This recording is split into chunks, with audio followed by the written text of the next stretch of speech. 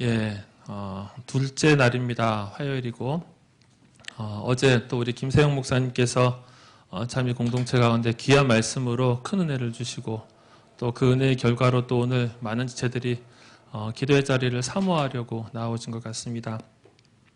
어제 그 마지막에 우리 엄장윤 팀장 목사님께서 이야기하셨죠. 이 좋은 모임들은 물론 알아서 찾아오는 것이지만 여러분, 입소문이라는 게 필요합니다. 입소문을 생각하실 때는 여러분 겸손함을 조금만 버리셔야 돼요. 나 혼자서 조용히 나와서 눈물 쏟고 기도하는 것도 좋은데 이럴 때는 여러분 눈가에 눈물이 촉촉하게 남아있을 때 셀카 한 장. 이런 눈물 처음이야. 찰칵. 해시태그 김세형 딱 해가지고 올리는 거예요. 그래서 뭐 이렇게까지는 아니더라도 여러분 좀 조금만 교만합시다. 이거만 제가 허용할게요. 그래서 공동체가 진짜로 이 자리에서 우리 공동체 대학부 전체가 모여서 기도하고 있다. 진짜로 하나님의 말씀을 붙잡고 기도하고 있다 하는 것을 여러분 공동체에 알리셔야 돼요. 그래서 저는 그래요. 이곳에 나오는 사람들이 진짜로 메인스트림이 됐으면 좋겠어요. 이 공동체 대학부의 영성을 이끌어가는 사람들이 함께 모여서 기도하자고 하는 자리 혹은 부서에서 기도하자고 하는 자리에 여러분들이 앞장서서 나오셨으면 좋겠습니다. 모임마다 뭐 담당자 혹은 뭐 엘더, 목자, 뭐 간사 이런 사람들 책임 맡은 사람만 나오는 게 아니라 여러분 진짜로 은혜를 사모하는 사람들이 나와서 대학부의 역사는 이곳에서 하나님의 계획대로 흘러간다 하는 것을 여러분들이 나눠주시기를 바랍니다. 오늘 끝나고 부탁합니다. 해시태그 박정욱. 예. 지난 어제 월요일날 우리 세영 목사님께서 내 영혼아 내가 어찌하여 낙심하며 어찌하여 내 속에서 불안해하는가 하는 42편 5절 말씀, 그 말씀 가운데서 우리에게 참 귀한 은혜를 주셨어요. 저도 그 연장선 속에서 불안이라는 것을 같이 한번 계속 고민해 보려고 합니다. 어제는 뭡니까 부족함에서 간절함으로 나아가는 그러한 부분에서 우리가 영적인 유익을 얻었다면은 오늘은 불안에서 평안으로 어떻게 나아가는가, 불안 가운데 있는 우리가 어떻게 평온할 수 있는가를 같이 생각해 보겠습니다. 제가 이제 페북을 계속 보니까요.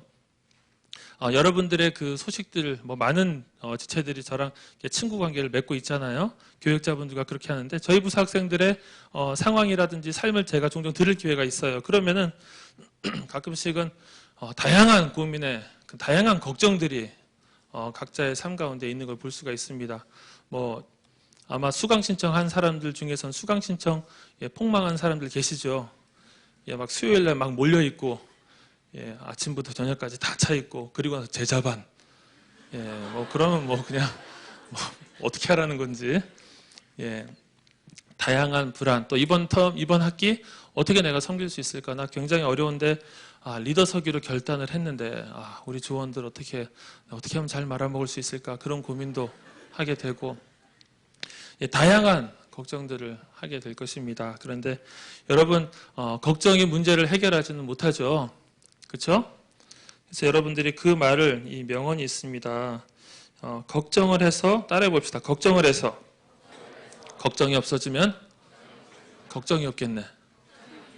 그렇죠? 말 되죠? 걱정을 해서 걱정이 없어지면 걱정이 없겠죠. 걱정을 계속 한다고 해서 걱정이 없어지진 않아요. 우리는 계속 삶 속에서 불확실성이라고 하는 그러한 상황들을 계속 맞닥뜨리게 됩니다. 그래서 여러분들이 고등학교 때는 대학을 갈 때 수능이라는 관문을 통과할 때 고민을 하고 걱정을 한다면 또 대학 되면 어떻게 됩니까?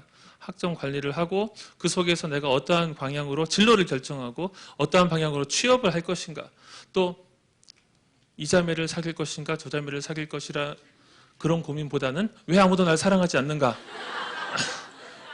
왜 나는 아직까지도 혼자인가, 그런 고민들을 할 수밖에 없지 않겠어요? 나이는 차 가는데 다양한 고민들을 합니다. 다양한 고민들이 있는데 참 이 시편 기자 131편을 쓴 다윗이라고 알려져 있는데요. 다윗은 이러한 불안한 상황, 그 당시는 더 많지 않았겠습니까? 아마도 외적의 침략이라든지 그리고 흉년이 들었을 때, 어떤 기근이 들었을 때 그들의 생명이 위협받는 상황, 그리고 뭡니까? 의료 대책이 뭡니까? 의료망이 충분치 않을 때는 어떤 작은 병으로도 충분히 죽을 수 있는 그러한 상황들이 많이 있었겠죠. 그 속에서 이들의 삶은 어땠고 이들은 어떠한 기도를 하나님께 올려드렸는가. 역시 마찬가지로 시편 131편도 기도입니다.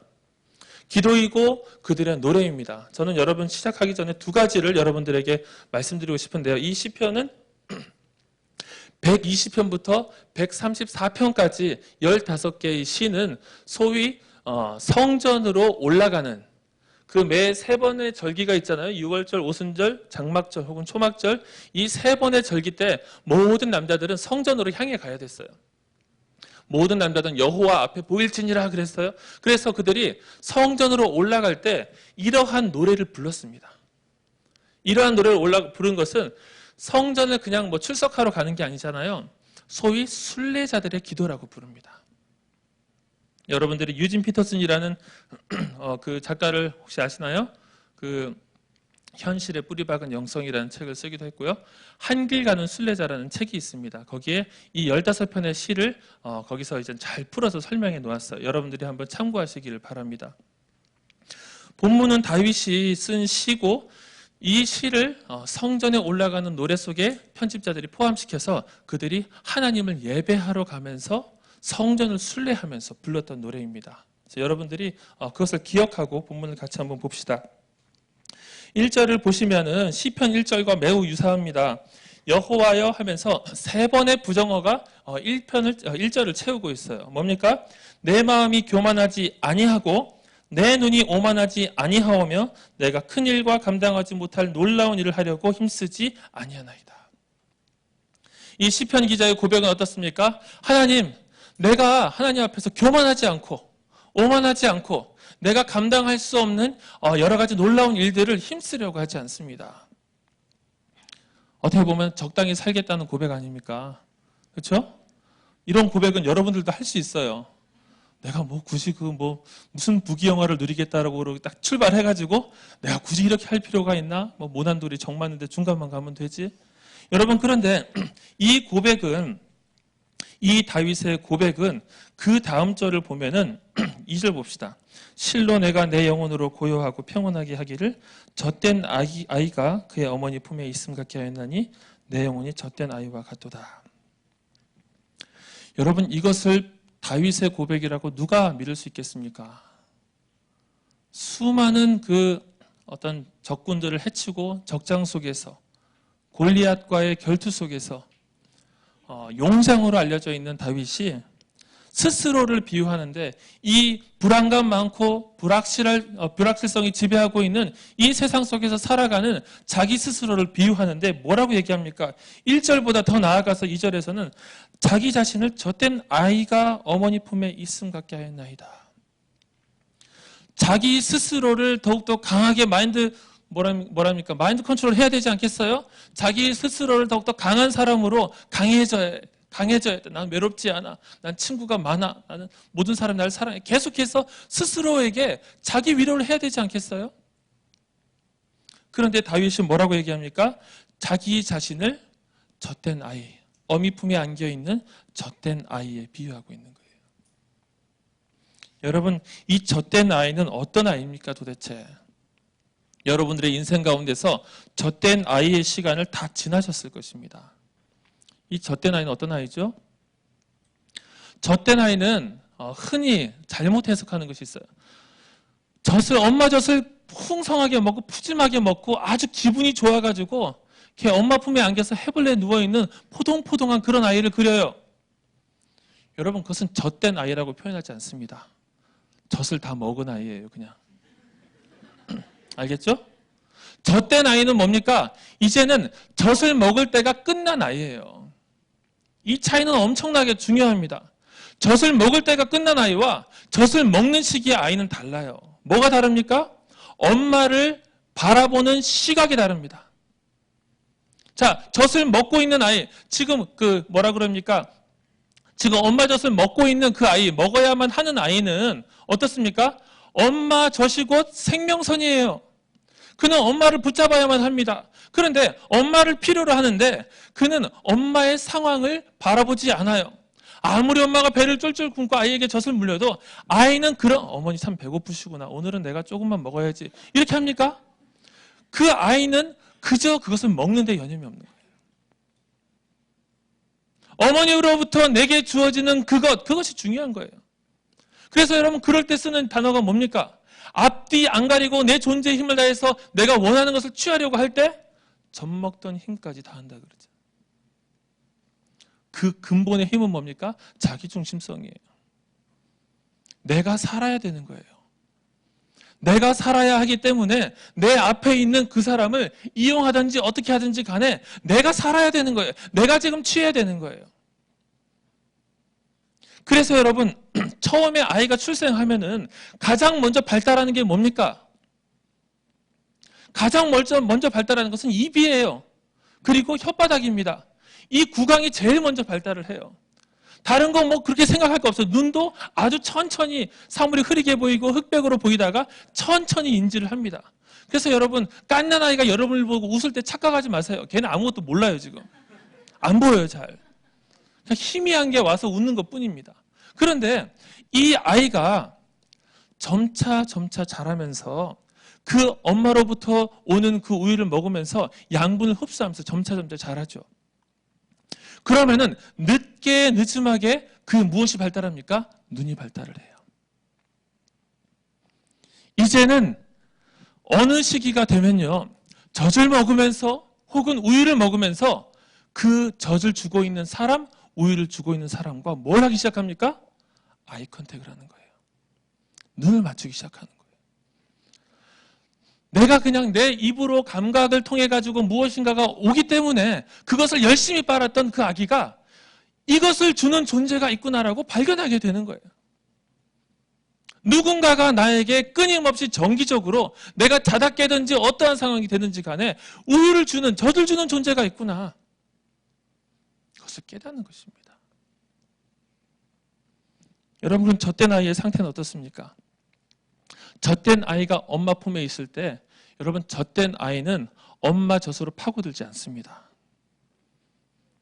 엄마를 간절하게 도구적으로 필요로 하는 상태가 아니에요. 그럼 어떤 상태입니까? 이제는 엄마 품에 있음으로 그 아이가 안정감을 누리는 거예요. 내 입에 뭐가 들어가고 내 배에 뭐가 채워지는 것을 통해서 안정감을 느끼는 것이 아니라 엄마와 아이 컨택이 되고 엄마의 체온과 내가 젖을 먹을 때마다 들었던 엄마의 그 심장 박동 소리, 엄마의 존재가 이젠 나에게 필수 불가결한, 정말로 뗄래야 뗄 수 없는 그 필요한 존재구나 하는 것을 알게 되는 거예요. 그리고 그때가 된 아이는 어떻게 합니까? 이제는 슬슬 걸어가게 돼요. 슬슬 걸어가면서 세상을 향해서 나아가는 거예요. 걸음마를 하고요. 걷다가 넘어지고 다치고 깨지고 다시 엄마 품에 안겼다가 또 가는 겁니다. 여러분 이때 이 과정 속에서 엄마와의 아이 컨택을 통해서 그 아이에게 생겨나는 것이 무엇인지 아십니까? 그것은 애착이라는 거예요. 어태치먼트라고 하는 애착은 그 볼비라는 학자가 이렇게 얘기합니다. 애착은 부모 각각에 대해 아동이 가지는 강하고 지속적인 유대이다. 특히 생후 1년 동안 유아와 양육자 사이의 초기 관계의 퀄리티가, 이 질이 애착을 형성하는 데 가장 중요하다. 이러한 애착 활동은 내적 작동 모델을 통해서 일반적으로 한 개인의 인생에서 맺어지는 모든 대인관계에 영향을 준다. 이게 중요하죠. 뭡니까? 이 어렸을 때 엄마를 부모라고 할 수 있지만 엄마와 형성된 이 애착관계, 아주 중요하게는 1년 사이, 생후 1년 사이. 여러분 그래서 생후 1년 동안 여러분 엄마 꼭 키우셔야 돼요. 생후 1년뿐만 아니라 적어도 서너 살까지는 엄마의 사랑을 듬뿍 받아야 돼요. 진짜로 여러분들이 정말 극심한 재정상의 이유가 아니면은 돈 좀 더 벌기 위해서 맞벌이 하지 마십시오. 이것은 저 개인적인 견해입니다만은 아이가 자라는 데 있어서 엄마의 사랑은 필수적이에요. 엄마의 사랑 속에서 또 아빠의 사랑 속에서 아이가 계속해서 정서적인 애착 관계를 갖는 거예요. 그러면은 이 애착 관계는 세 가지로 구분이 되는데요. 전 애착 단계라 해서 출생부터 3개월까지는 한 사람에 대해서 일관된 선호를 보이지 않습니다. 제가 얘기했죠.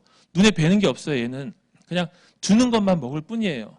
그래서 흑백 컬러나 아니면 사물을 잘 인식하지 못하는 상태. 자, 그런데 3개월부터 6개월까지는 몇 사람의 친숙한 성인에 대해 반응하지만 애착을 형성하진 않습니다.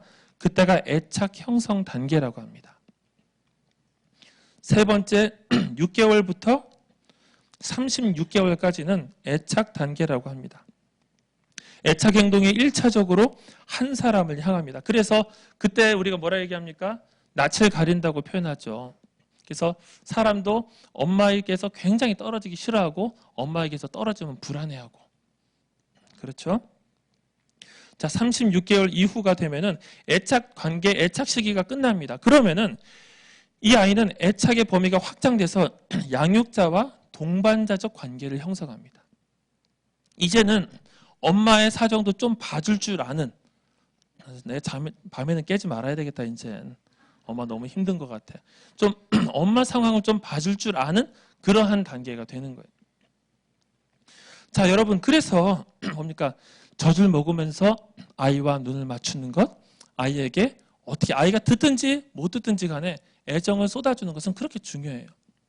그 과정 속에서 아이가 엄마라는 존재와 아이가 부모라는 존재와 애착 관계를 형성하면서 사랑을 받고 또 그 속에서 사랑을 알고 또 사랑을 줄 아는 존재가 되어서 어느 시기가 되면은 사랑하는 존재로 나아가는 거예요. 가장 먼저 누구겠습니까? 나의 부모. 그와 동반자적 관계를 형성한다는 거예요.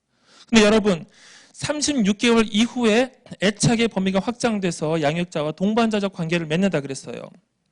그런데 성경에서 얘기하고 있는 이 젖대 나이라고 하는 시기는 제가 몇 번 자료를 찾아보니까 보통 성경 이스라엘 연령으로 3살 정도 되었을 때 젖을 뗀다고 합니다. 우리 나이로 치면 4살이고요. 만 36개월 정도예요. 시기가 비슷하게 겹칩니다. 뭡니까? 이때 이 시기가 애착 관계가 끝날 시기, 그 시기에 이 젖대 나이의 시기가 연령대로 겹치는데 이 상황 속에서 아이가 어미 품에 안겨 있을 때 그는 엄마와 동반자적 관계 속에 있는 거예요. 엄마를 더 이상 어떤 내게 무엇을 주는 존재로만 여기는 것이 아니라 주는 존재로 여기는 것은 곧 그 뭡니까? 내가 얻고자 하는 그 베네핏, 그것 자체잖아요. 내가 엄마로부터 받고 싶은 게 있어요. 여러분, 우리랑 비슷하죠? 시험 합격을 받고 싶습니다. 그래서 나는 교회 매일 나갑니다. 나 좋은 학점을 얻고 싶어요. 시험 기간에 헌금을 2배로 해요. 뭔가 하나님으로부터 받고 싶은 게 있고 그래서 내가 하나님께 막 드리는 거예요. 계속해서 그 관계는 무슨 관계입니까? give and take 관계예요. 그러다가 내가 원하는 테이크가 오지 않으면 어떻게 됩니까? 그것 때문에 하나님과의 관계가 틀어지는 거예요. 페북에 내게 자꾸 왜 그러시는지 해시태그 GOD 하나님과 뭔가 멀어지는 거예요. 여러분, 우리가 처음에 하나님을 믿을 때는 어린 시기에 하나님을 믿을 때는 그렇게 믿을 수 있습니다. 그것은 나쁜 것이 아니에요. 영원히 태어나서 하나님과의 관계를 맺어가면서 하나님은 좋은 분, 하나님은 선하신 분, 우리의 필요를 채우신 분 맞아요. 그렇게 하나님을 알아가는 것이 필요합니다. 그런데요, 그 과정 속에만 머물면 안 된다는 거예요. 그 과정 속에서는요, 여러분들이 하나님의 계획과 뜻을 위해서 이 세상 속으로 걸어 나갈 수가 없어요. 여전히 나의 필요를 하나님으로부터 얻고자 하는 마음으로 수고하고 헌신하고 리더하고 영혼들 돌보고, 여러분 뭡니까? 다 목적이 있는 거예요. 하나님의 마음을 헤아리면서 그분이 원하시는 길로 원하시는 수고로 가는 것이 아니라 이렇게 하면 하나님께서 나를 좀 인정해 주시겠지. 이렇게 하면 하나님께서 이 기도 제목 들어주시겠거니. 이 자리에 나온 여러분들은 이 한 학기를 시작하면서 여러분 젖된 아이와 같기를 바랍니다. 그것은 무엇입니까? 지금까지 내 인생 가운데 선하셨던 하나님을 여러분 기억하는 것이에요. 내 인생 가운데 말할 수 없는 사랑을 부으셨던 하나님을 이제 바라보는 거예요. 그 하나님을 바라보면서 그 은혜를 기억하면서 여러분 이제는 과거에는 내가 기도하면 많은 응답을 받았는데 지금 내 인생은 비록 취업이 되지 않고 비록 학점이 비루하고 비록 내 옆에 아무도 없지만 여러분 그럼에도 불구하고 걸어가는 거예요. 그 대가를 통해 갖고 주님을 섬기는 것이 아니라 하나님의 마음을 알았기 때문에 이젠 하나님과 동역하는 것이고 하나님과 함께 일하는 것이에요.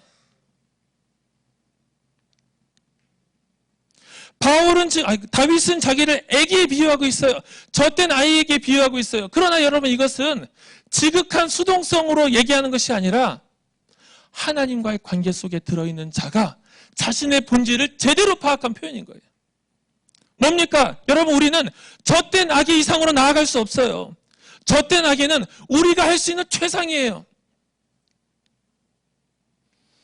우리가 하나님으로부터 얻을 수 있는 많은 것들이 의미 있는 것이 아니라 하나님을 얻으면 그것으로 충분합니다. 여러분들의 인생 가운데서 성취가 필요한 것이 아니라 하나님과 동행하면 그것으로 충분합니다. 여러분, 그것을 보여주는 것이 다윗의 인생 아닙니까? 이 놀라운 고백을 한 다윗의 인생 아닙니까? 다윗은요, 자신이 목동 때 가졌던 그 하나님의 그 마음으로 평생을 살았어요. 다윗은 왕이 되려고 권모술수를 사용하지 않았어요. 여러분, 사무엘하 1장부터 5장까지를 보십시오. 다윗이 어떻게 왕이 됩니까? 다 누가 이렇게 정적을 다 제거해줘요. 주로 요압이 그 일을 많이 합니다. 요압이 정적들을 다 제거해줘요. 막 아브넬도 막 돌아오는데 요압이 죽이고, 또 이스보셋 부하들이 죽이고, 그래가지고 나라가 그에게로 옵니다. 사울을 죽일 수 있는 2번의 기회가 있었지만 죽이지 않아요. 여러분, 그게 뭡니까? 1절의 고백이에요.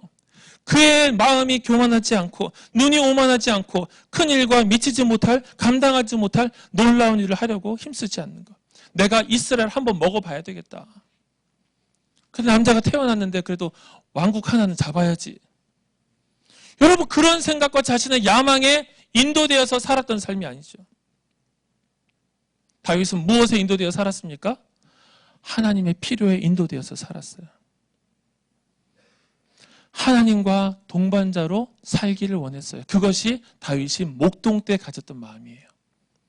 그리고 그 목동 때 가졌던 그 마음 때문에 하나님이 그의 인생을 들어서 쓰십니다. 여러분, 지금 목동 때와 같지 않습니까? 다윗이 목동 때 얼마나 비참했습니까? 8아들이 있는데 7아들만 다 사무엘에게로 보내고 다윗은 양측에 내비뒀어요. 아들의 개념에 끼지도 못했어요. 비참한 인생이었습니다. 여러분, 우리의 인생은 아직 여러분 꼽히지 않았어요. 지금 여러분들의 모습은 초라하고 비참할 수도 있어요. 여러분, 그런데 다윗은 그때 하나님 앞에 신실하게 충성되게 살았던 그것으로, 그 마음 자세로 계속해서 하나님께 쓰이는 거예요. 골리앗과 싸울 때도 마찬가지입니다. 사울을 피해서 도망 다닐 때도 마찬가지입니다. 이스라엘 왕국을 다스릴 때도 마찬가지였어요. 그는 교만하지 않고 오만하지 않고 미치지 못할 놀라운 일들을 행하려고 하지 않았어요. 여러분, 그런데 딱 한 번 그의 인생 가운데서 누가 보면 아무럴 것 없는, 그럴 수도 있는, 그 당시의 왕이라면 누구나 그럴 법한, 뭡니까? 자기 마음에 드는 여자를 취했어요. 그리고 부하한테 얘기해서 그 남편이 되는 우리아를 죽여라. 여러분, 그것은 다윗이 자꾸 바울이 나오지. 자, 다윗이 교만하거나 미치지 못할 놀라운 일, 자기가 감당할 수 없는 놀라운 일이 아니라 자기 손 하나 까딱하면 할 수 있는 일이에요. 근데 문제는 뭡니까? 그 일이 다윗의 인생을 꺾은 이유는 뭡니까? 하나님 안에서 젖된 아이이기를 거부했기 때문이에요. 하나님 품에 안겨있는 젖된 아이로의 삶을 그가 거절한 거예요. 바꿔 얘기하면 뭡니까? 나단을 통해서 하나님께서 다윗을 책망할 때, 내가 너를 양을 치는 데서 꺼내서 이스라엘을 치는 목자로 맡겼는데, 너 목자일 때 그 마음 중심을 가지고 내가 너를 불렀는데 너가 하나님을 업신여겼다. 뭡니까? 다윗이 하나님의 말씀에 붙들려서 그가 할 수 있는 것과 할 수 없는 것을 정하던 그때 그 겸손한 마음을 잃어버린 것은 자신의 능력과 자신이 감당할 수 있는 계산 속에서 행동했을 때예요. 그 당시에 다윗의 행동을 비난할 만한 그 고대 근동의 다른 나라는 하나도 없습니다. 권력자는 곧 힘이에요. 힘은 자기중심성입니다. 하고자 하는 걸 다 할 수 있어요. 그가 잘못한 건 유일하게 뭡니까? 하나님 품에 안기기를 거부한 거예요. 그의 품에 있기를 거절한 것입니다. 목자와 같은 시기를 살아가고 있는, 목동과 같은 시기를 살아가고 있는 우리가 여러분들 인생 가운데서 계속해서 붙잡을 것은 무엇입니까? 이 거룩한 수동성이에요. 내가 대단한 거 꿈꾸고 이런저런 목표 세워놓고 그것으로 하나님과 딜하는 것이 아니라 주님께서 내 가운데 소망하게 하시는 것, 내 인생을 이끌어 가시는 것, 주님께서 내 삶 가운데 필요를 보게 하시고 눈물 흘리게 하시는 것, 안타깝게 하시는 것, 간절한 열망으로 기도하게 하시는 것, 여러분 그것 따라 가야 되지 않겠어요? 수많은 사람들이 가는 길로 우리가 가는 것이 아니라 하나님께서 이 시대를 새롭게 하시기 위해서 대학부 2,000명, 2,500명을 부르셨는데 우리는 과연 어느 길로 가야 할까? 이 많은 사람들이 이 시대로 나아갔을 때 이 시대가 변해야 되겠는데 어떠한 방식으로 우리는 이 시대 가운데 썩어질 것인가? 젖된 아이와 같은 그 평온함 속에서, 젖된 아이와 같은 하나님과의 그 친밀감 속에서 여러분 그렇게 우리가 걸어가야 되지 않겠습니까? 당신에게 하나님은 어떠한 존재입니까? 여러분들에게 하나님은 어떠한 존재입니까? 눈입니까? 밀크입니까? 베네핏입니까? 프레입니까? 하나님의 존재입니까? 하나님으로부터 오는 그 무엇입니까? 우리가 이 기도에 나와서 하나님 앞에 엎드리면서 기도할 제목은 무엇입니까? 이 자리에 나온 것이 하나님의 집에 나온 것이 되게 하시고 이 자리에 나온 것이 마당 뜰만 밟는 것이 아니라 하나님의 임재 존전을 내가 확인하고 그분과 영적인 아이 컨택을 하는 주님 그런 자리가 되게 해주십시오. 여러분 다른 게 아니죠. 이 자리에 엎드려서 우리가 그렇게 기도하면서 하나님 이번 학기를 출발할 수 있다면 주님께서 우리와 동행하실 것입니다. 여러분들은 많은 것을 얻지 않았어요. 그러나 하나님과 동행하게 될 거예요. 우리 그 마음을 기억하시면서 우리 같이 찬양하면서 기도하도록 하겠습니다. 우리 같이